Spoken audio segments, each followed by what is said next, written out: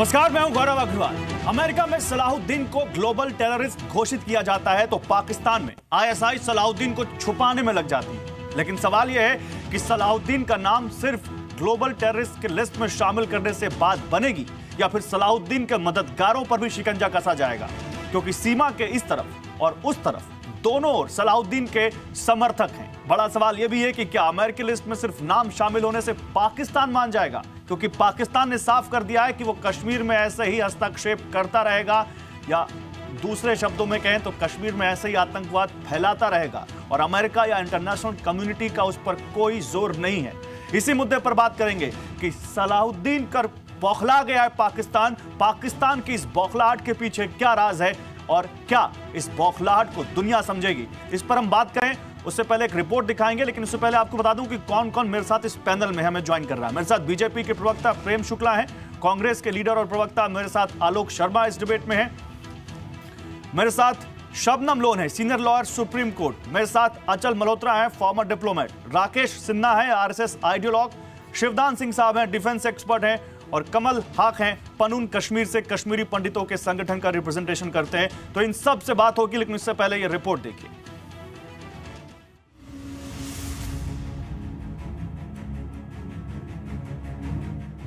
जिस वक्त वॉशिंगटन में अमेरिका सैयद सलाहुद्दीन को ग्लोबल टेररिस्ट का खिताब दे रहा था, उसी वक्त इस्लामाबाद में हलचल हो रही थी।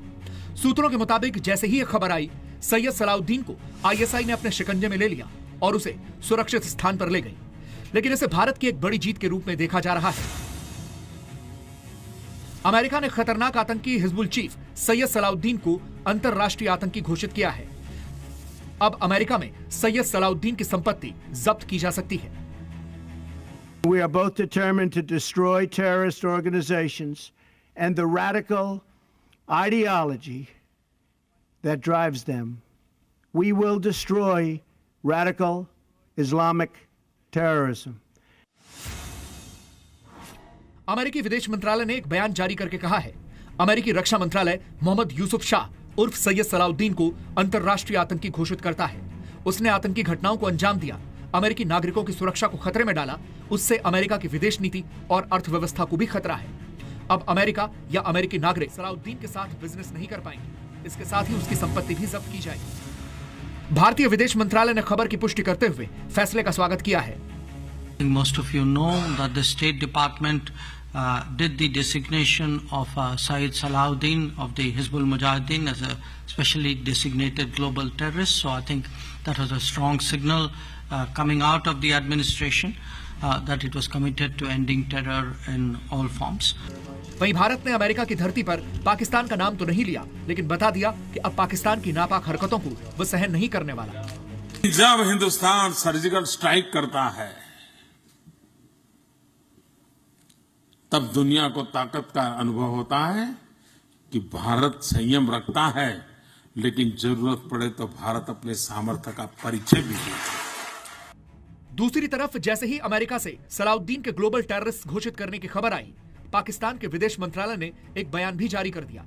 पाकिस्तान के विदेश मंत्रालय ने कहा,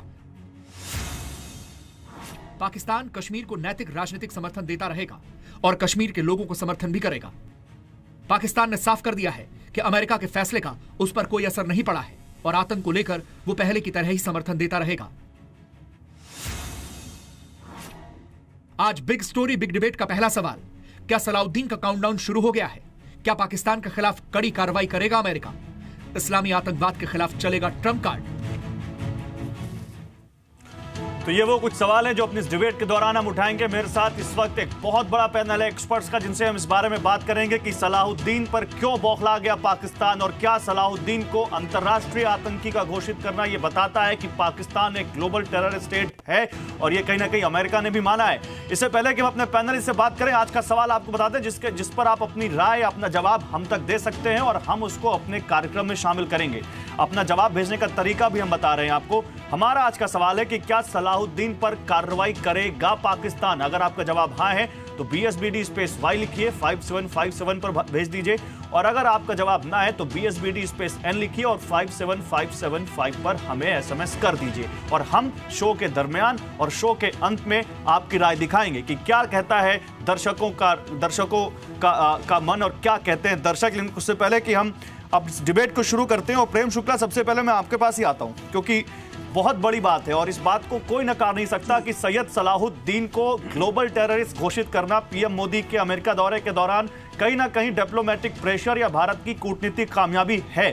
लेकिन प्रेम शुक्ला, केवल ग्लोबल टेररिस्ट अनाउंस कर देने से क्या आपको लगता है कि पाकिस्तान जैसा देश सुधरेगा? हमने हाफिज सईद देखा है, हमने मसूद अजहर देखा है, हमने इससे पहले और भी कुछ टेररिस्ट देखे हैं कि किस तरह पाकिस्तान इन्हीं लोगों को दूसरे नाम से, इन्हीं लोगों को सरकारी सुविधाओं से लैस, इनको सरकारी सुविधाओं से लैस बंगले देता है, सरकारी सुविधाएं देता है और फिर दूसरे नाम से इनको कार्रवाइयां जो करते हैं आतंकी कार्रवाई करने देता है। तो अमेरिका ने तो किया, लेकिन पाकिस्तान क्या करेगा? देखिए, पाकिस्तान जो है वो आतंकवाद को अपने रणनीतिक एसेट के रूप में देखता आया है। आपने जो नाम गिनाए, इन नामों के अतिरिक्त भी आप बात करें तो उस्मा बिन लादेन जिसके खिलाफ लड़ाई के लिए आतंकवाद से लड़ने के नाम पर अमेरिका से और नाटो से बड़े पैमाने पर शस्त्र और धन बल उसको प्राप्त हुआ था, उसके खिलाफ भी कार्रवाई नहीं की, मुल्ला उमर के खिलाफ कार्रवाई नहीं की, ऐमन अल जवाहिरी के खिलाफ कार्रवाई नहीं की। लेकिन जब आप अंतर्राष्ट्रीय स्तर पर किसी एक आतंकवादी संगठन, एक आतंकवादी व्यक्ति, उस पर जब सैंक्शन ले आते हैं तो निश्चित तौर पर उसकी आतंकी गतिविधियों पर अंकुश लगाने का एक शस्त्र आपको मिलता है। एक बात। दूसरी बात, आदरणीय डोनाल्ड ट्रंप ने जो बात कही कि हम रेडिकल आइडियोलॉजी के खिलाफ अब लड़ने जा रहे हैं, हम जो है इस्लामिक टेररिज्म शब्द का प्रयोग किया और उसके जो संरक्षक हैं, उसके जो प्रायोजक हैं, उनकी जो सैंक्चुरीज हैं, उस पर भी हम जो है कार्रवाई करने के लिए प्रतिबद्ध है और भारत और अमेरिका इस मामले में समन्वित और साझा कार्रवाई करने के लिए प्रतिबद्ध है। ये जो उनकी प्रतिबद्धता है, ये निश्चित तौर पर आतंकवाद के खिलाफ निर्णायक लड़ाई में नहीं, लेकिन पाकिस्तान की बौखलाहट जो है, पाकिस्तान की बौखलाहट आपने उनके फॉरेन ऑफिस, जो उनके प्रवक्ता है मिनिस्ट्री ऑफ फॉरेन अफेयर्स के, उनका एक बयान आया आज दिन में ही, वो पढ़ा आपने? वो क्या कह रहे हैं? मैं आपको पहले उनका ओरिजिनल बयान पढ़ के सुनाता हूं। वो कहते हैं कि the 70-year-old indigenous struggle of Kashmiris in the Indian occupied Jammu and Kashmir remains legitimate. The designation of individuals supporting the Kashmiri right to self-determination as terrorist is completely unjustified। मैं बहुत बड़ी प्रेस रिलीज है, लेकिन मैंने एक लाइन पढ़ के ही बताने की कोशिश की है कि पाकिस्तान कह रहा है कि यह गलत है सैयद सलाहुद्दीन जैसे लोगों को ग्लोबल टेररिस्ट अनाउंस करना। तो वो तो पहले ही अपनी कार्रवाई जाहिर कर चुका है। मैं आपसे ये पूछ रहा हूं, भारत कैसे इस मामले को आगे बढ़ाएगा? मैंने गौरव जी बहुत साफ शब्दों में कहा कि अमेरिका पाकिस्तान को खैरात देता रहा, फिर भी पाकिस्तान ने अमेरिका के विरोधी आतंकवादियों के खिलाफ भी कार्रवाई नहीं की।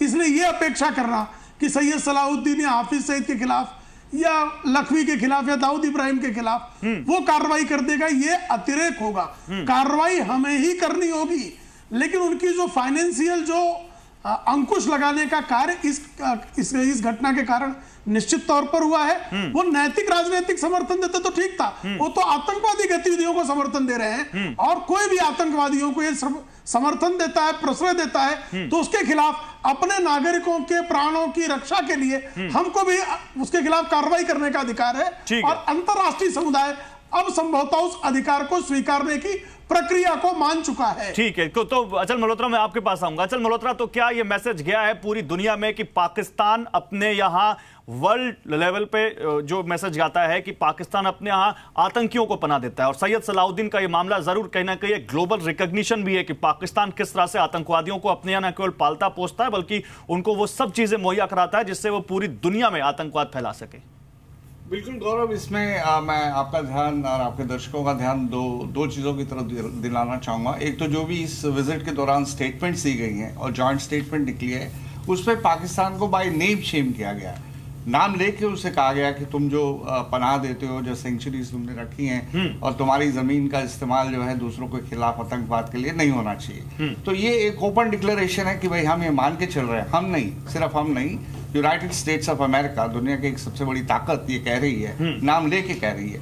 दूसरा, अगर आप वो स्टेट डिपार्टमेंट की जो नोटिफिकेशन है जिसमें उन्होंने डिक्लेरेशन किया है कि ये टेररिस्ट इसको घोषित किया है, तो उसमें जो उन्होंने वजह बताई है, पहली वजह तो उन्होंने ये बताई है कि ये यूनाइटेड स्टेट्स ऑफ अमेरिका की सिक्योरिटी के लिए खतरा है। लेकिन उसके बाद 2-3 पैराग्राफ्स में उन्होंने इसकी कश्मीर और जम्मू एंड कश्मीर में जो इसकी गतिविधियां हैं, जो टेररिस्ट एक्टिविटीज हैं, उनको गिनाया। बिल्कुल। इन्होंने ये कहा कि ये वो इंसान है जिसने कसम खाई है कि वो कश्मीर मुद्दे को शांतिपूर्वक तरीके से सफल नहीं होने देगा, समाधान नहीं होने देगा। ये वो इंसान है जिसने कसम खाई है कि भारत की जो इंडियन फोर्सेस है उस कश्मीर वैली को जो है उसका कब्रिस्तान बना देगा, into a graveyard for Indian forces, graveyard for the Indian forces. तो इस तरह की जो उसने तो इसका कहने का मतलब क्या है?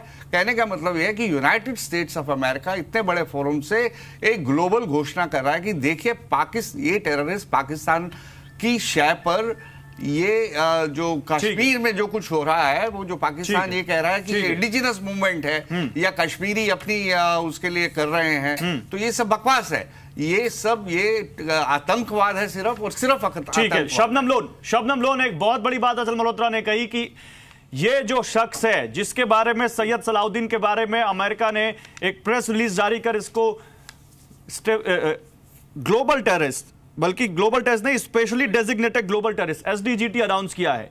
यह वही शख्स है जो कि हिजबुल का चीफ है और बुरहान वानी का बॉस है। और बुरहान वानी के बारे में घाटी में किस तरह से कुछ समर्थक आए जब इंडियन फोर्सेस ने उसको मारा और कहा गया कि बुरहान वानी आतंकवादी नहीं था। तो आप शबनम लोन, क्या आप मानती हैं कि यह एक बड़ा स्टेप है और सैयद सलाउद्दीन को अंतर्राष्ट्रीय आतंकी घोषित करना कहीं ना कहीं कश्मीर के हक में भी है? जी, सबसे पहले नरेंद्र मोदी साहब वहाँ ट्रंप साहब से मिले अमेरिका में। जाहिर है ये भारत के लिए एक खुशाइंद बात है कि सैयद सलाउद्दीन को ग्लोबल टेररिस्ट करार दिया गया। अब मैंने ये बात कही, अब आप मेरी बात सुन लें आगे। 25 साल हो गए, 25-26 साल से सैयद सलाउद्दीन पार है और हिजबुल मुजाहिदीन के चीफ है।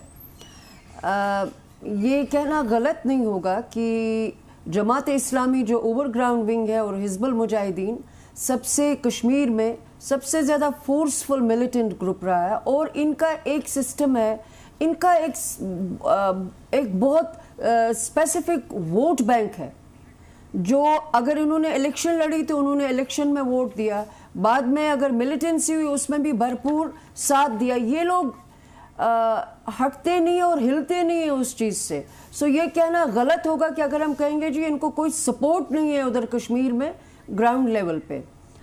बहरकैफ बात ये है कि इससे क्या होगा, कोई ज़बरदस्त चेंज आएगी ग्राउंड लेवल पे? मुझे ये अंदाज़ा है कि इतना कोई चेंज नहीं आएगी।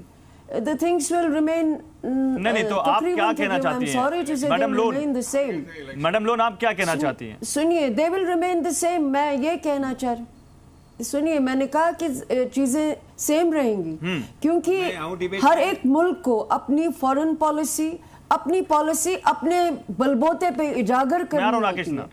आप अगर इसमें रहेंगे कि उनको अमेरिका ने ग्लोबल टेररिस्ट करार दिया और हिंदुस्तान की सारी प्रॉब्लम्स खत्म होती हैं कश्मीर में, मेरे हिसाब से नहीं होती है। ये कौन कह रहा है मैडम लोन? ये कौन कह रहा है कि उनको ग्लोबल टेररिस्ट अनाउंस करने से सारी प्रॉब्लम खत्म होती हैं? लेकिन जो प्रॉब्लम पैदा कर रहा है उसके ऊपर शिकंजा कसने से प्रॉब्लम खत्म करने की तरफ तो हम बढ़ रहे हैं, ये तो आप मानती हैं। कश्मीर में प्रॉब्लम हिजबुल मुजाहिदीन और सैयद सलाउद्दीन जैसे लोग पैदा कर रहे हैं, ये तो आप मानती हैं। किसी ने तो कहा स्पेड इज स्पेड। आप इसमें एक चीज देख लीजिए, मैं कह रही हूं कि हम सब लोग उनके सपोर्टर नहीं थे हिजब के, लेकिन जो आज वहां पर ग्राउंड हालात हैं, जो श्रीनगर में इस वक्त हालात हैं, कश्मीर में जो लास्ट ईयर से हालात हैं, कश्मीरी जो कॉमन कश्मीरी, आपने उसको इतना एलिनेट कर दिया। वहां पे जो ह्यूमन राइट्स वायलेशंस हुई, आपने हर एक वायलेशन को ये बताया कि भाई ये आतंकवाद है। 8 साल का बच्चा मर गया, आपने कहा ये भी आतंकी है। 14 साल का एहसान मरता है, आपने कहा इसकी मां को भी पैसा आया। तो उससे क्या हो गया कि वहां पे कंसोलिडेशन हुई। मैडम मैं उसकी बात नहीं कर रहा हूं, और ये हम भी जान रहे हैं, कि किस तरह से कश्मीरी यूथ के दिमाग में जहर घोला जा रहा है। जी न्यूज ने तो एक बड़ी रिपोर्ट की थी और हमने दिखाया था कि किस तरह वहां पे हो रहा है। राकेश सिन्हा, ये कह देना कि हाँ सैयद सलाउद्दीन को टेररिस्ट घोषित करना सही है, लेकिन फिर कश्मीर में सवाल उठा देना कि कश्मीर में जो कुछ हो रहा है उसमें क्या ये सही है, ये कैसे देखते हैं आप इसको? शबनम जी मुझे माफ कीजिएगा, आज पहली बार मैंने देखा कि एक राष्ट्रीय मुद्दे पर किस प्रकार से आप भटकाने की कोशिश कर रही हैं, और आज आपके इस डिबेट में जो एक सहज फ्लो होता है, प्रवाह होता था, वो प्रवाह नहीं है। कहीं न कहीं मुझे लगा कि सलाउद्दीन को अमेरिका ने जो ग्लोबल टेररिस्ट डिक्लेयर किया है वह आपको वो खुशी नहीं दे रही है, आप कोई पोजीशन नहीं ले रही है। मैं 2 बातें बताना चाहता हूं। सलाउद्दीन का प्रभाव कश्मीर पर कैसे पड़ेगा इसको समझने की कोशिश कीजिए। सलाउद्दीन का जन्म कश्मीर में, आप सुन लीजिए, अब मैंने अनफेयर नहीं, मेरी बात आप सुन लीजिए, सुनने के बाद आप खंडन कीजिएगा। पहले दर्शक देखे, कंफ्यूजन मत कीजिए दर्शकों में। आप पहले मेरी बात सुन लीजिए, 30 सेकंड में अपनी बात खत्म करता हूं। सलाउद्दीन का जन्म कश्मीर के बडगांव में हुआ था। 87 में जब 1987 में जब चुनाव लड़ा था, तो आप लोगों को आप सुन तो लीजिए, आप सुन लीजिए, डीसीपी मरा, डीसीपी 8 साल का बच्चा का दूध पीने के लिए गया था। उसके माँ बाप को क्या समझ में आया कि बच्चे को बाहर भेजते हैं? जो पत्थर फेंकेगा उसकी आयु जो भी होगी वो गोली खाएगा। अब सुन लीजिए, पहले डीसीपी को लिंचिंग कर दी गई, वो आपको याद नहीं आया डिबेट में? डीसीपी की लिंचिंग याद नहीं आई?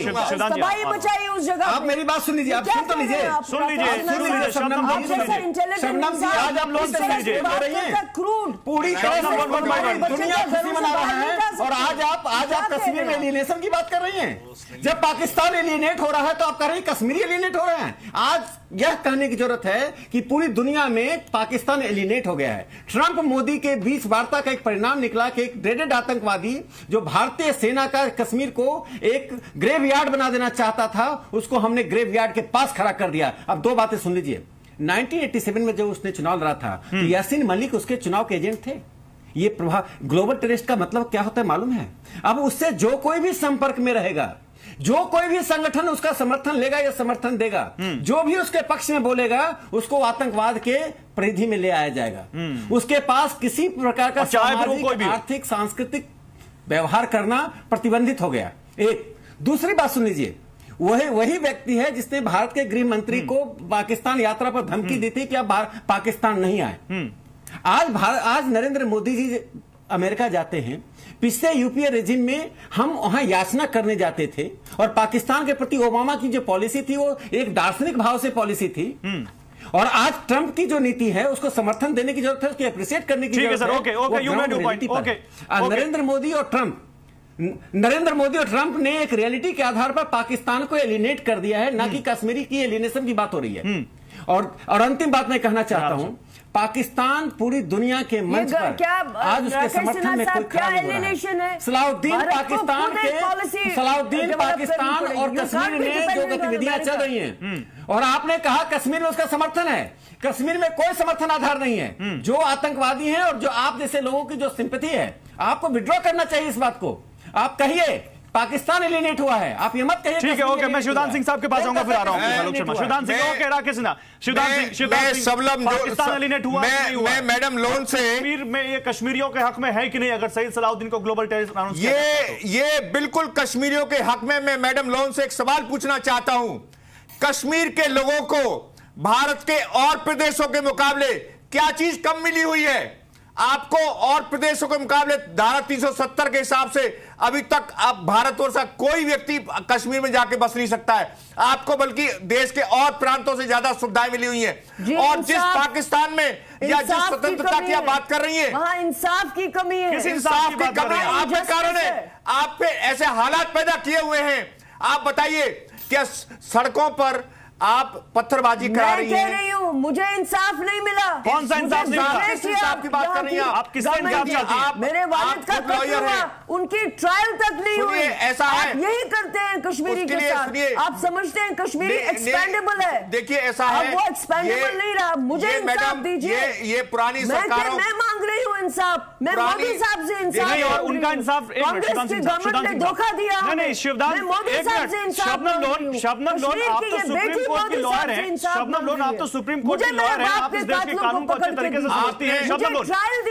शबनम लोन उन लाखों कश्मीरी पंडितों का इंसाफ मांगिए ना, जो इस वक्त वहां से बाहर है। एक मिनट शिवदान सिंह, शबनम लोन उनका भी मांग रही हूं, उनका भी मांग रही हूं, रेफरेंडम हो सकता है तो कौन देगा इंसाफ? देखिए किसने भगाया उनको? मैं ये पूछना चाहता हूं कि जब 3.5 लाख पंडित वहां से निकल चुके हैं, इंसाफ मांग रही हूं। नहीं, कौन देगा उनको इंसाफ? वो अपने लिए इंसाफ मांग रही है। मेरे साथ पनून कश्मीर से यहाँ पर कमल हाक है, क्या इंसाफ पनून कश्मीर से कमल हाक है। कमल हाक, इनको इंसाफ चाहिए, कश्मीरी पंडितों को इंसाफ नहीं चाहिए। 1 minute Rakesh Sinha, 1 minute Rakesh Sinha, 1 minute. Kamal Haq बोलिए, कमल हाक बोल रहे हैं सर पनून कश्मीर से। बात करने वाली बात करेंगी डिबेट को, और जो कन्वीनियंट इनको लगे उसी को नहीं कह रही, मुझे इंसाफ चाहिए कश्मीरी पंडितों को, कश्मीरी पंडितों को तो सबसे पहले एक मिनट सर, एक वन बाय वन 1990 में आज तक 27 सालों से 3.5 लाख कश्मीरी पंडित घरों से बेघर हुए हैं।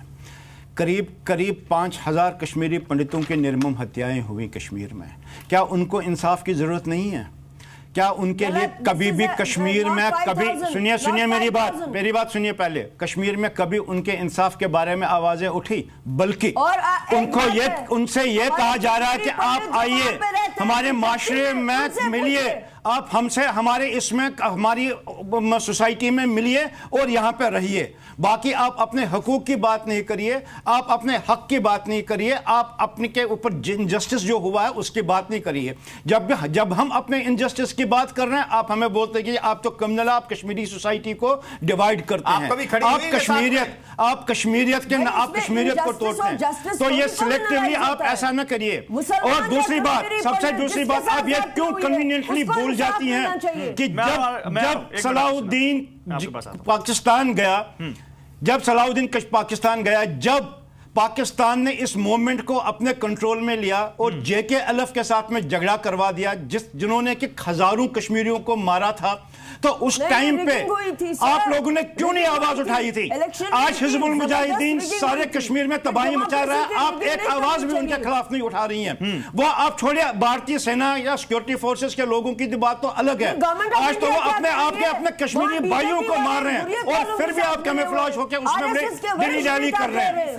आप अपना रवैया पहले क्लियर कर दीजिए, आप किन के साथ में? आप चाहते हैं कि कश्मीर में शांति हो तो फिर आप आगे बताइए, बाकी आप ऐसे आप गुमराह करिए। Okay Shabnam Lone, I am coming to you. एक मिनट शबनम लोन, मैं आ रहा हूं आपके पास। राकेश सिन्हा, मैं आ रहा हूं, लेकिन पहले आलोक शर्मा। एक मिनट शबनम लोन, सबको मालूम है कौन किसको गुमराह कर रहा है। यहां बैठ के बुरहान वानी के समर्थन में आप नारे लगाइए और बता रही हैं हमें कि कौन किसको गुमराह कर रहा है। एक मिनट शिवदान सिंह, आलोक शर्मा, क्या वक्त आ नहीं गया है कि आप पूरे देश को एक साथ मिलकर शबनम लोन जैसे और बुरहान वानी के समर्थक लोगों को बताना चाहिए, आईना दिखाना चाहिए कि देखिए अमेरिका मान रहा है, अब आप भी मान जाइए, क्योंकि वो दिन दूर नहीं जब पाकिस्तान और उसके समर्थकों का हाल बहुत बुरा होने वाला है। देखिए, मैं समझता हूं कि इस तरह की केवल बढ़ा चढ़ाकर बातें करना, पाकिस्तान का बुरा हाल हो जाएगा, उसका बुरा हाल हो जाएगा, हम डिबेट में किसी कंक्लूजन पे नहीं पहुंचेंगे। अमेरिका जो भी निर्णय लेता है, अमेरिका जो भी स्टेटमेंट देता है, वो अपने हितों को देखकर देता है।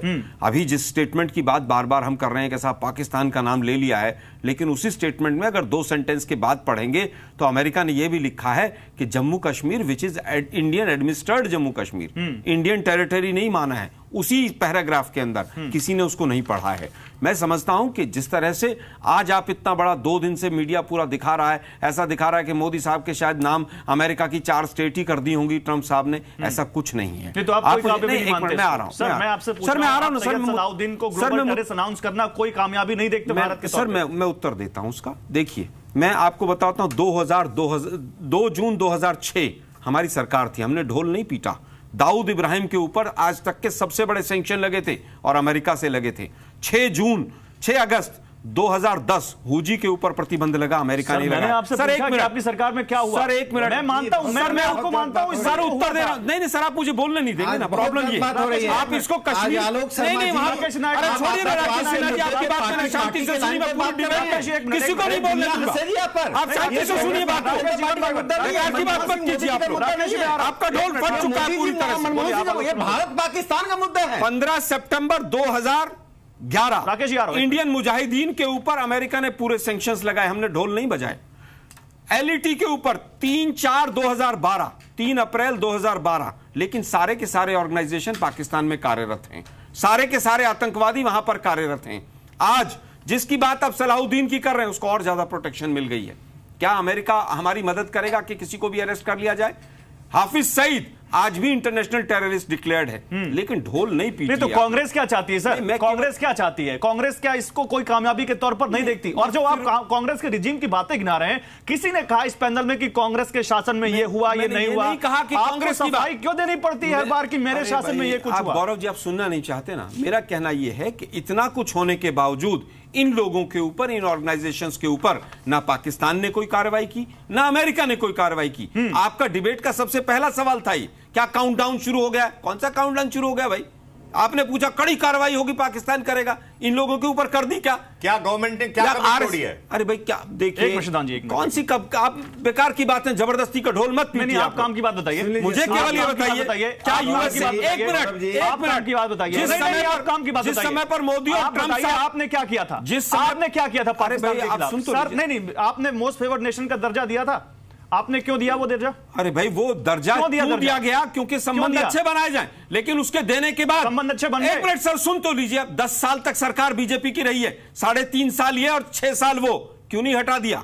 सवाल केवल कांग्रेस से मत पूछिए। नहीं बिल्कुल, हर चीज को। अरे सुनिए ना सर, सुनिए ना साहब, यहाँ पैनल पे बैठ के आप कश्मीरी एक बहन को कह रहे हैं आप पाकिस्तान चले जाइए, क्या साहब पाकिस्तान की समस्या का हल निकल जाएगा क्या? लगाने वाला क्या? अरे भाई अगर उन्होंने नारा लगाया तो सबसे पहले मैं कहूंगा पाकिस्तान चले जाइए। वो कह रही है वहां पर, क्या उन्होंने कहा कि उन्होंने क्या पाकिस्तान के पक्ष में आपके डिबेट में नारा लगाया? जबरदस्ती आप किसी को दुश्मन मत बनाइए। एक मिनट सर, क्या आप पाकिस्तान जाना चाहेंगी? मैंने ये नहीं कहा पाकिस्तान चले जाइए। आप जाना चाहेंगी या चले जाइए, एक ही बात है। क्यों भेज रहे हैं भैया? मैं चाहने नहीं, आप कौन है भेजने वाले?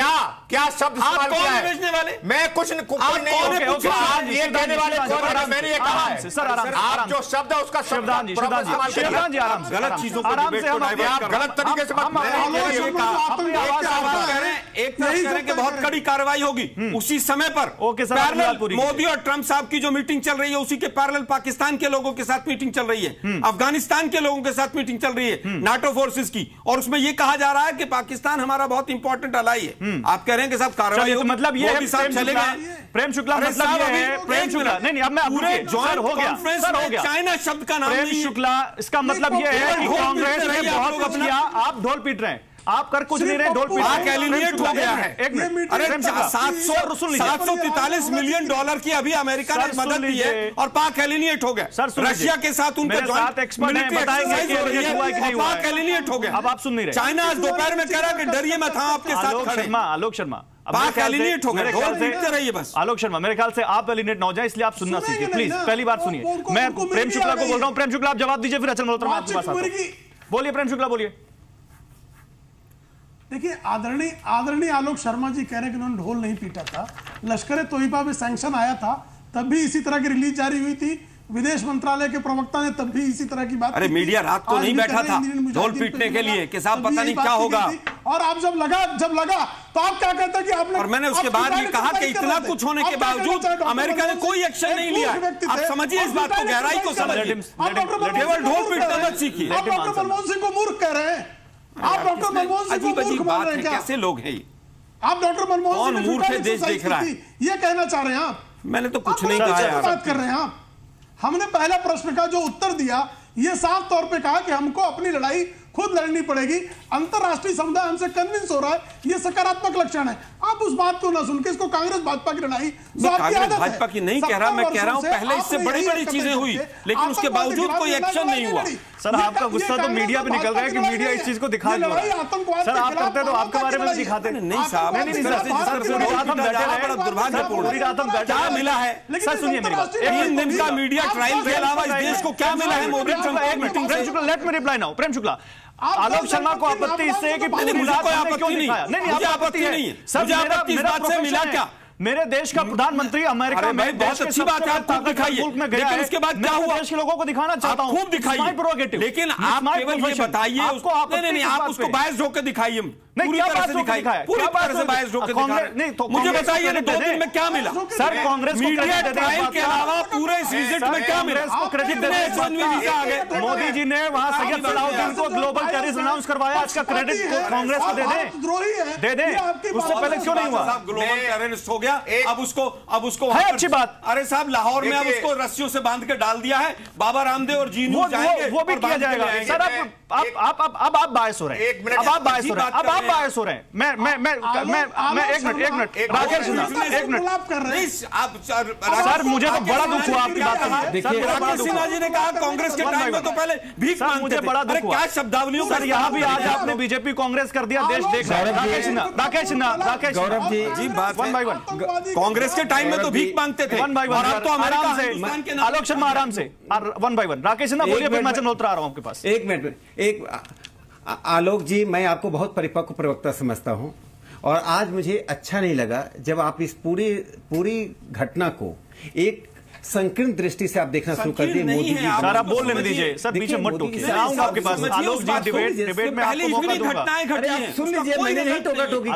आलोक जी मैं आपके पास आऊंगा, बहुत आराम से कह रहा हूं, टोका टोकी मत कीजिए ना। मैं आपको दोबारा मौका दूंगा, आप मेरी पूरी बात को रिजेक्ट कर दीजिएगा डिबेट के बाद। व्यूअर को बात समझ में आनी चाहिए। बोलिए राकेश। मैं इतना ही कहना चाहता हूं, यहां बाबा रामदेव, जी न्यूज कहां से आ गए? क्या हम इतनी सस्ता का डिबेट करें?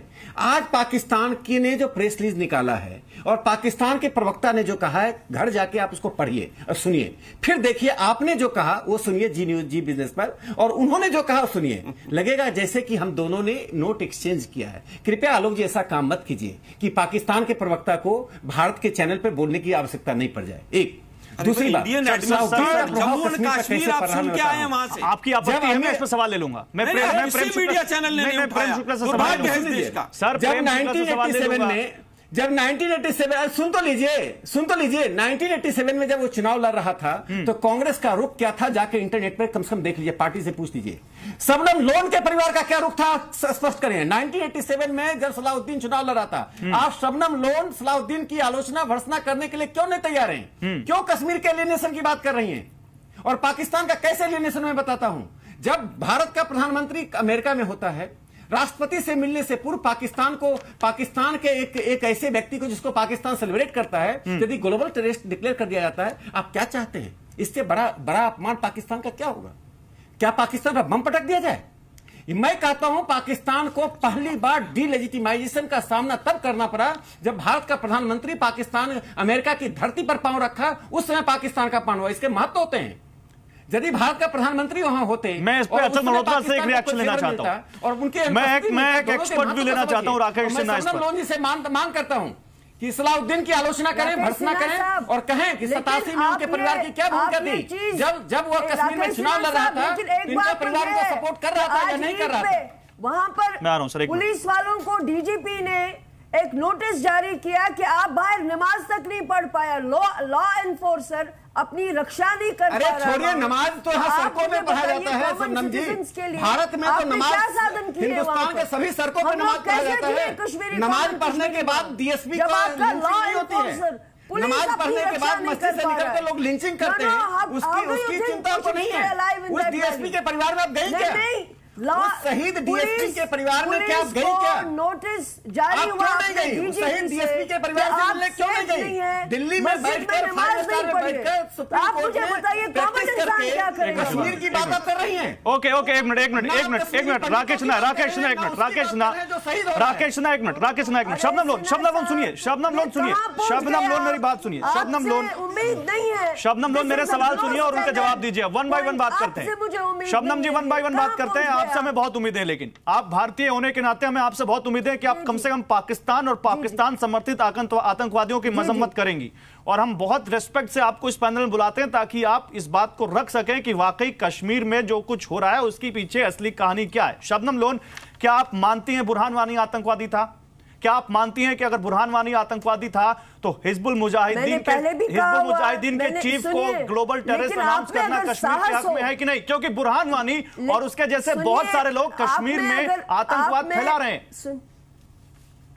सलाहुद्दीन तो उसकी एनिवर्सरी मनाने सुनिए, आप में अगर साहस हो मेरी बात सुनने का तो मुझे मौका दीजिए फिर समझाने का। यह बड़ा कॉम्प्लेक्स इशू है। कश्मीर जो है इस वक्त शोरिश ज़दा इलाका है, वहां मौत और जिंदगी में बहुत कम फासले हैं, और आप लोग वहां सरकारें हमें मदद नहीं कर पा रही हैं। वहां हमारा लॉ एनफोर्सर कोई नहीं है, वहां पे कॉमन कश्मीरी को बचाने वाला मैडम, कोई आप नहीं है, law except enforcement his own वाले को common मार sense। देते हैं, लिंच कर देते हैं, और आप कहते हैं कि वहां लॉ एनफोर्समेंट नहीं है। डीएसपी अयूब पंडित के साथ क्या हुआ? नहीं, क्या है वहाँ पे सामान्य कश्मीरियों की रक्षा भारतीय जवान breakdown of law and order है। नहीं, डीएसपी अयूब पंडित के साथ क्या हुआ? जब आपके ऊपर टेररिस्ट जो आपको मारते हैं वहां पे उनके ऊपर सेना एक्शन करती है, तो आप ही लोग सेना के ऊपर पत्थर चलाते हैं और फिर हमें बताते हैं कि हमें बचाने वाला कोई नहीं है। आप क्यों? प्रेम जी आ रहा हूँ, प्रेम जी 1 मिनट में आ रहा हूँ। क्या आज तक आप कश्मीर के किसी नेता ने उन पत्थर को रोका कि जो कि आपके बचाने वालों के ऊपर पथराव करते हैं? इन्वेजन रोकना है। मैडम शबनम लोन एक तरफा बातें करना, एक तरफा बातें करने से कुछ नहीं होगा। और आप शबे कद्र की रात जब आदमी अपने गुनाहों की माफी मांगता है, आप एक डीएसपी की लिंचिंग कर देते हैं। ईद जो भाईचारे का त्योहार है, उस दिन आप सेना पर पत्थर फेंकते हैं और फिर आप बोलते हैं कि लॉ एंड ऑर्डर नहीं है वहां पर। कैसे होगा लॉ एंड ऑर्डर जब आप लोग वहां करने नहीं देते? गलत हुआ, वो बहुत बेईमाना कत्ल था और मैंने पुरजोर मजम्मत की है। और आप मजम्मत भी कर रही हैं, अभी आपके माध्यम से, और उसके बाद आप सवाल भी उठा रही हैं। कश्मीर की एक बात, पेकुलर बात बताना चाहता हूं। कीजिए जिन्होंने कत्ल किया, लेकिन सरकार कुछ नहीं करेगी। आप लोग हाथ पे हाथ धर के बैठना और इन सरकार वालों से पूछिए ना कि डीएसपी के कत्ल में सारे कैमरा में कैद है वो लड़के, तो इन्होंने कार्रवाई क्यों नहीं की? ठीक है, बिल्कुल सवाल अच्छा है, बिल्कुल अच्छा सवाल है, बिल्कुल अच्छा सवाल है। प्रेम शुक्ला एक तरफा सवाल नहीं होंगे, सवाल सबसे पूछे जाएंगे। प्रेम शुक्ला सब एक तरफा सवाल नहीं होंगे, लेकिन आज हम सैयद सलाहुद्दीन की बात कर रहे हैं। हम बात सैयद सलाहुद्दीन के द्वारा फैलाए गए आतंकवाद की कर रहे हैं और पाकिस्तान की बौखलाहट की बात कर रहे हैं। तो मुझे लगता है कि आपके पास मैं 20 सेकंड देता हूं, आप इनके सवाल का जवाब दीजिए कि कार्रवाई क्यों नहीं। उसके बाद मैं मुद्दे पर ही आऊंगा। अच्छा मल्होत्रा, मैं आपके पास आ रहा हूं। पाकिस्तान की बौखलाहट पे पूछूंगा, आईएसआई ने किस तरह से सैयद सलाहुद्दीन को छुपाया है, उस पर बात करूंगा। लेकिन प्रेम शुक्ला जल्दी से 20 सेकंड। नहीं, कार्रवाई वहां हुई है और आदरणीय डीजीपी एसपी वैद जी ने साफ शब्दों में यहां तक कहा कि हम हुर्रियत के नेताओं को सुरक्षा क्यों देते हैं। जब डीजीपी ये कहता है, इसका मतलब साफ है कि कार्रवाई अब जो है बहुत तीव्र गति से प्रारंभ हो चुकी है, इसलिए इनको पीड़ा है। लेकिन ये पूरे ठीक है, मैं जो सलाहुद्दीन के खिलाफ जो डिबेट है, नहीं मुद्दा डालने के लिए नहीं है।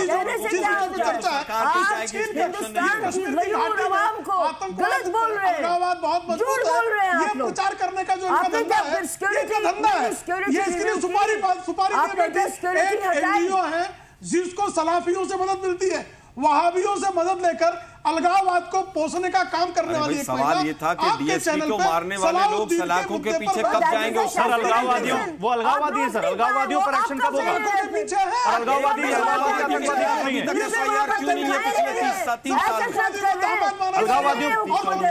मानली बात हमने नहीं ली, मानली बात नहीं ली। हम तो देशद्रोही हैं, लोग तो देशभक्त हैं। सर देशद्रोही होते तो आप इस पैनल में नहीं, लेकिन आप इसका जिस तरह से लम्बा उड़ा के आप बात बोलिए प्लीज। एक मिनट अचल मल्होत्रा सर, डीएसपी भी हमने बहस कर ली, उस पर बहुत लंबी बहस की। कमल हक साहब उस दिन थे, आपकी तरफ से मीम अफजल साहब भी थे और उन्होंने भी उस पर अपनी बात रखी थी। आज डीएसपी पे बात नहीं हो रही, उसका रेफरेंस दिया था खाली। अचल मल्होत्रा, पाकिस्तान की बौखलाहट की बात है, क्या एक बार फिर से प्रूव हुआ है आईएसआई ने जिस तरह से सलाहुद्दीन को शेड दी है, क्या एक बार फिर से हम माने कि पाकिस्तान मानेगा ही नहीं, उसको आतंकवाद फैलाना है, एन केन प्रकारण किसी तरह वो आतंकवाद फैलाता रहेगा और सैयद सलाहुद्दीन के मामले में एक बार फिर प्रूव हो गया है? गौरव, इस पे कोई दो राय नहीं है। पाकिस्तान अपनी वही ढाक के 3 पात नतीजे वाली बात है।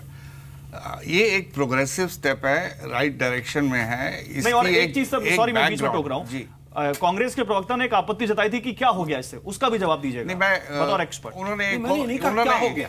मैंने कहा इस तरह की घटनाएं पहले भी हुई हैं, पहले भी सैंक्शंस लगे हैं, पाकिस्तान उसको नहीं मानता। मैंने शब्द इस्तेमाल नहीं की, मैं इसलिए फिर न्यूज चैनल पे जाता हूं। अब मैंने कभी नहीं कहा कि इससे क्या हो गया, ऐसा कभी नहीं कहा। मैंने कहा इस तरह की घटनाएं पहले भी हुई है, मैंने तारीख गिनाई आपको। नहीं तो हम उसके बाद भी पाकिस्तान नहीं पूछ रहे थे। सर एक मिनट सर, गौरव सर एक मिनट, उसके बावजूद पाकिस्तान कार्रवाई नहीं करता, मैंने ये कहा है। ठीक है, आईएसआई अगर जांच करें यहाँ पर पठानकोट में, सर आप उसके बाद जा रहे हैं प्लीज, मुझे मालूम है आप बहुत स्मार्ट प्रवक्ता है, लेकिन मैं आपको मौका नहीं दूंगा। अचल मल्होत्रा, मैं बहुत ही संक्षेप में इस मुद्दे को एक बार दोबारा से राइट पर्सपेक्टिव में देखने की जरूरत है। ये एक अनाउंसमेंट हुई ये इंपॉर्टेंट है मोर देन वन रीजन। सबसे पहले तो इसकी टाइमिंग है। टाइमिंग देखिए, इसको सोच समझ के विजिट से पहले अनाउंस किया गया। दूसरा, अक्सर हम ये सवाल उठाते हैं कि भारत और जो यूएसए अमेरिका है वो ये कहते हैं, और अमेरिका कहता है कि हम पार्टनर्स हैं in our fight against terrorism, और हम ये कहते हैं कि टेररिज्म जो है, ग्लोबल टेररिज्म में तो ये हमें अपना पार्टनर बनाते हैं, लेकिन जो इंडिया सेंट्रिक टेररिज्म है उसमें ये मुंह दूसरी तरफ फेर लेते हैं। तो पहली बार जब मोदी मिले एक नई सरकार से, एक नए प्रशासन से, एक नए शासन से, तो कुछ सांकेतिक, कुछ टोकन, कुछ सिंबॉलिक स्टेप्स लेने की जरूरत थी। तो वो उन्होंने लिए। वो एक बहुत बड़ा सिग्नल है कि वो इस बारे में क्या सोचते हैं और वो क्या इस दिशा में हमारा साथ देंगे या नहीं देंगे। उसमें जो उन्होंने वजह गिनाई, मैं एक बार दोबारा, मैं पहले भी इस बारे में बात कर चुका हूं कि उन्होंने बताया कि हमने इसको टेररिस्ट क्यों किया है, और खुल के बोले कि ये कश्मीर में जो उत्पात मचा रहे हैं, आतंकवाद मचा रहे हैं, और इन सब की वजह से ये यूएसए की सिक्योरिटी के लिए खतरा है।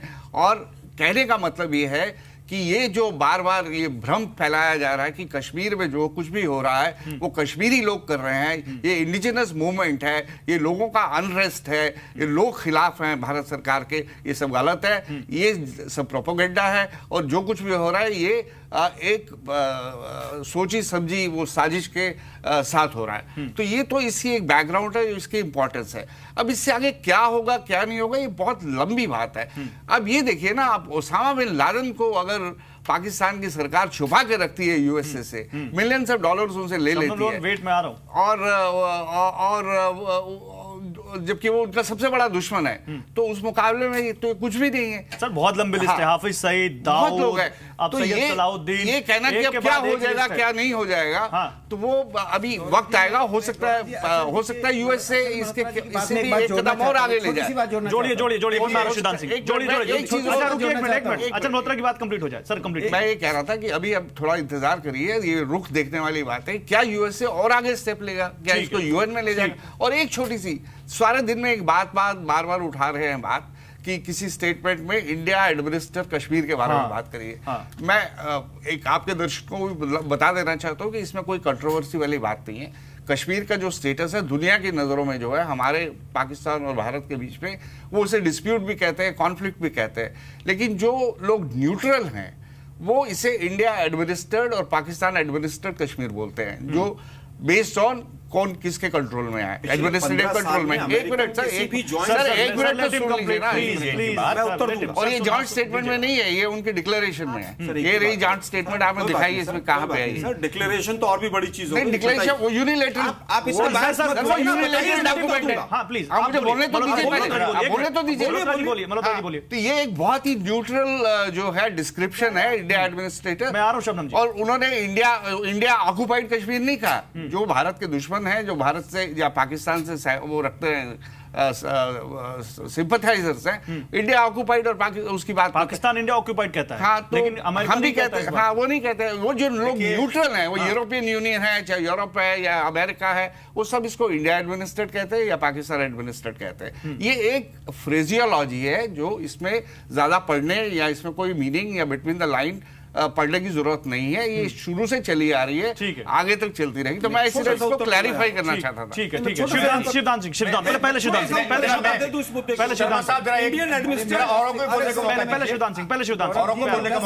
राकेश जी एक मिनट, वन बाय वन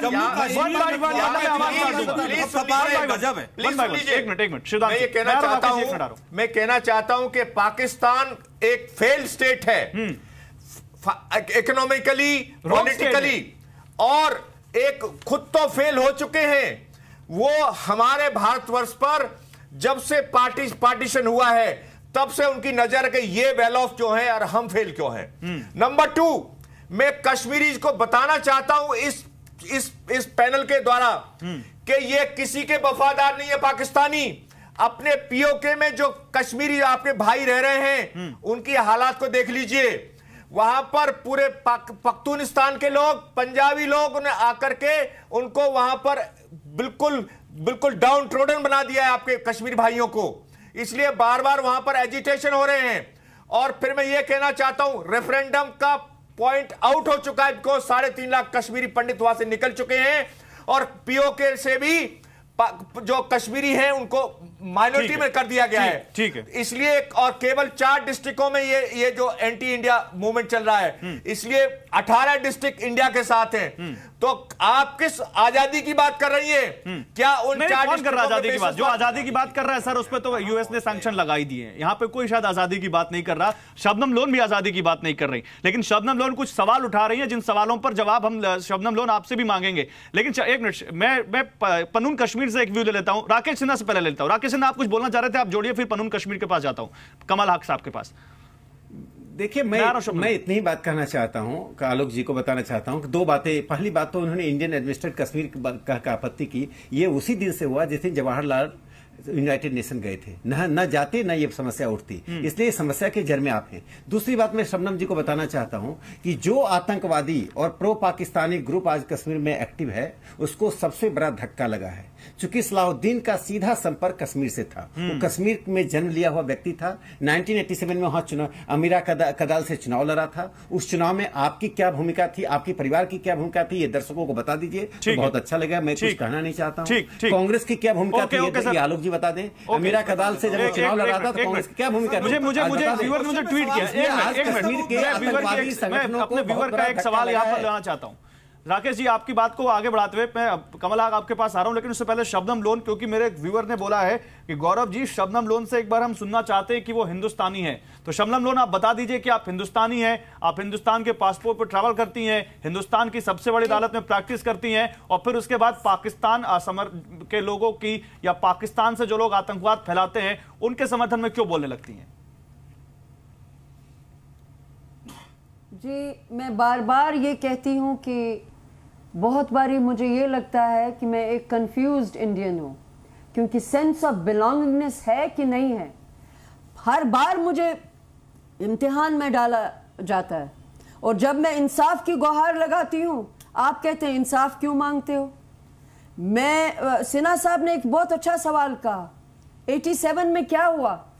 87 में जब मैं अपने वालिद के साथ वोट डालने गई थी, उस वक्त शायद पहला इलेक्शन था, मुझे वालिद ने कहा था आप साथ आइए, और आपको पता है मैंने क्या वहां देखा? एनसी और कांग्रेस ऐसी इन्होंने वहां पे रिगिंग की, उस इलाके में पहले कर्फ्यू लगाया गया, फिर अंदर हर एक बैलेट वो जो टेबल था उस पे इन्होंने सिक्योरिटी फोर्सेस लगा दिए, सीआरपीएफ, बीएसएफ बाहर थी, और अगर कोई खड़ा होता था कहता था ये वोट रिजेक्टेड है, उनको मार मार के बाहर निकाला।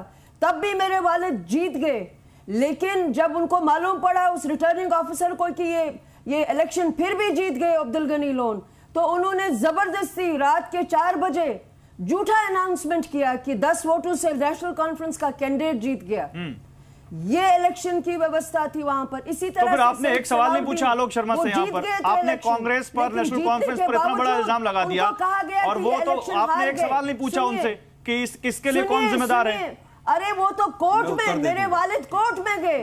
सुनिए, हम कोर्ट में गए, मेरे वालिद कोर्ट में गए, और आपको पता है कोर्ट में क्या हुआ? 20 साल वो पिटीशन नहीं सुना गया, और जब मेरे वालिद का कत्ल हुआ उसके बाद वो पिटीशन रहे तो बेहतर रहेगा। मैं आ रहा हूं सर आपके पास। 2 निशान 2 विधान का नारा देते थे, शबनम लोन अपनी बात जल्दी पूरी कीजिए, शबनम लोन अपनी बात पूरी कीजिए जल्दी। मुखर्जी के बलिदान, एक मिनट, कमल साहब कह रहे थे कि ये सारा पाकिस्तान का किया हुआ है। दौलत साहब ने किताब लिखी, दौलत साहब ने परसों इंटरव्यू दिया, उन्होंने कहा कि जिस तरह का उबलाव उस रिगिंग के बाद, वो डेमोक्रेसी की जो रिगिंग हुई उसका उबलाव ऐसा आया वादी में कि पाकिस्तान तक सरप्राइज हो गया कि कश्मीर में ये क्या हुआ। It surprise Pakistan. ठीक है, ये किसी ने नहीं कहा, दौलत साहब ने कहा। ठीक है, तो आप लोगों को उनकी एनालिसिस लेनी चाहिए, क्योंकि वो मैडम उनकी एनालिसिस का रेस्पेक्ट करते हुए ये सवाल आपसे क्यों पूछ रहे हैं आपको मालूम है? उसको 27 साल आज हो रहे हैं, 30 साल से ज्यादा उस घटना को हो रहे हैं, और उसके बाद वादी में जो कुछ हो रहा है उसमें पाकिस्तान का आपको कहीं पर हाथ नहीं दिखता, कहीं पर नहीं दिखता कि हिजबुल मुजाहिदीन को कहां से समर्थन मिल रहा है, कहां से अलगाववादियों को पैसे आ रहे हैं, कहां से अलगाववादियों को, पत्थरबाजों को पैसा दे रहे हैं। कमल हक एक कश्मीरी की आवाज सुनिए आप। प्रेम शुक्ला, एक मिनट, एक कश्मीरी की आवाज सुनिए आप भी कश्मीरी हैं, वो भी कश्मीरी हैं, बोलिए कमल हक। देखिए 1990 में मेरी उम्र 32 साल की थी और मैंने अपनी लाइफ में कश्मीर में कम से कम 7 या 8 इलेक्शंस देखे, असेंबली के भी और लोकसभा के भी, और 8वीं बार मैं वोट डालने गया, एक भी बार मैं कश्मीर में वोट देने में सफल नहीं रहा, क्योंकि जैसे ही मैं इलेक्शन बूथ पे पहुंचता था वहां पे मेरी ये बताया जाता था कि आप जाइए, आपका पंडित जी आपका वोट डाल दिया। तो क्या इसका मतलब है कि मैं बंदूक उठाऊं? कश्मीर के साथ में रिगिंग कश्मीर की हुई, इसमें कोई दो राय नहीं है, लेकिन इसका मतलब ये थोड़ी ना कि आप पाकिस्तान में जाके वहां से आर्म्स प्रशिक्षण लेके, ट्रेनिंग लेके, फिर वादी में आतंकवाद फैलाए और फिर दुहाई दे के वहां पे इलेक्शन रिगिंग हो रही है। इलेक्शन रिगिंग तो ठीक है, गलत है, लेकिन कई जगहों पे हुई है। दूसरी बात, मैं यहां पे इंडियन एडमिनिस्ट्रेटेड कश्मीर की बात चली, मतलब किस मुंह से हम ये बात कर रहे हैं कि जबकि आप ही की कांग्रेस के पार्टी के नेता वहां पे जाके बोल रहे हैं यहां पे तो इंडियन आर्मी तो ऑक्यूपेशन फोर्सेस हैं कश्मीर में। यहां पे इतनी राजनीति क्यों कर रही है? देश हित पे क्यों नहीं आप देख रहे हैं इस चीज में?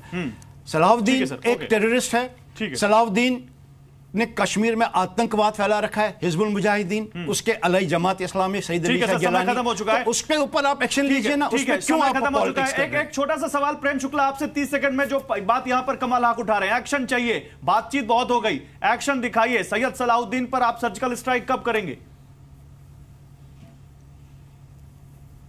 नहीं, एक्शन ही दिखा रहे हैं, और 50 साल लगेंगे, डेट घोषित कर देंगे तो आईएसआई वाले उसको बंकर में रख देंगे।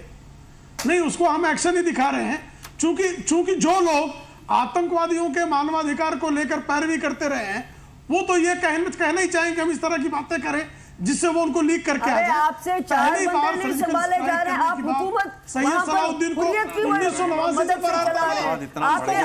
बताइए, समय नहीं है, क्या बताइए आप क्या करेंगे? जम्मू तक पत्थरबाज पहुंच गए, ये प्रवचन दे रहे हैं टीवी पे बैठ के बीजेपी वाले। मुझे बहुत दुख हुआ है ये सुन के कि बीजेपी के मिनिस्टर वहां पर हुर्रियत वालों के साथ मिलकर बीजेपी में आधे आतंकवादियों के सपोर्टर और आपको उस वक्त दुख नहीं हुआ था जब मणिशंकर अय्यर कहते हैं आतंकवादियों से मिलने? नहीं, उससे पहले तो बहुत लोग गए थे। इनके कॉमन मिनिमम प्रोग्राम में तीसरे पेज पर चौथी लाइन में लिखा हुआ है, वो नहीं बताएंगे आप? कॉमन मिनिमम प्रोग्राम में लिखा है, अलगाववादियों से बात करेंगे। यशवंत सिन्हा गए वहां पर, वो नहीं आपको पता है, लेकिन वो कांग्रेस के गए थे, इसलिए आपको पता है। का जवाब नहीं दिया। अरे सर, 3 साल में क्या हालत हो गई है देश की, वहां जम्मू कश्मीर की क्या हालत हो गई है, यहाँ पर मीडिया ट्रायल करते रही है, बहुत पीटते रही है। डिबेट का वक्त खत्म हो गया, डिबेट का वक्त खत्म हो गया, अब लोगों की राय जानने का वक्त आ गया है। हमने पूछा क्या सलाहुद्दीन पर पाकिस्तान कार्रवाई करेगा, तो 90% लोग मानते नहीं करेगा, 10% लोगों को अभी भी उम्मीद है कि करेगा। लेकिन क्या हम इस उम्मीद के सहारे बैठे रहें या हम खुद आगे बढ़े? और प्रेम शुक्ला जी, एक्शन करिए, एक्शन का वक्त अब आ गया है। और किसने क्या कुछ किया, प्लीज फॉर गॉड सेक राजनीति मत करिए, क्योंकि राजनीति ने बेड़ा गर्क किया है। राजनीति की बजाय एक मंच पर सब एक साथ आइए। शबनम लोन, मैं तो आपको भी कहता हूं कि आपको अगर कश्मीर में जन्नत जो रह चुका है उसको फिर से शांत चाहिए, तो आपको भी आना पड़ेगा और भारत सरकार ही इसका हल दे सकती है। प्लीज समझिए इस बात को। बिग स्टोरी बिग डिबेट में आज बस इतना ही। नमस्कार।